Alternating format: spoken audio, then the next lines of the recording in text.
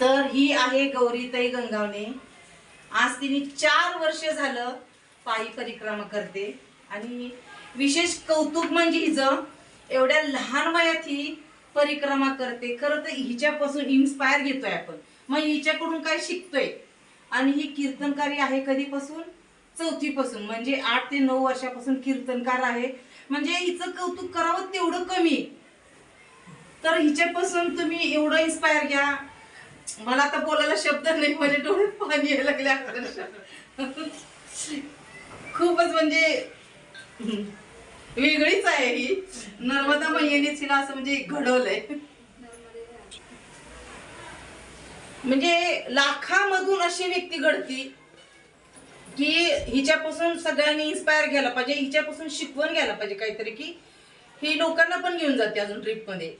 अक्षरशः हिची पाय सुद्धा म्हणते अक्षरशः पातळ जायचं. म्हणजे बघा ना, आता 4 वर्ष आणि किती लहान वय आहे तिचं. कीर्तन म्हणजे आत्ताच ऐकलं मी, ही 4थी पासून कीर्तन करते म्हणून.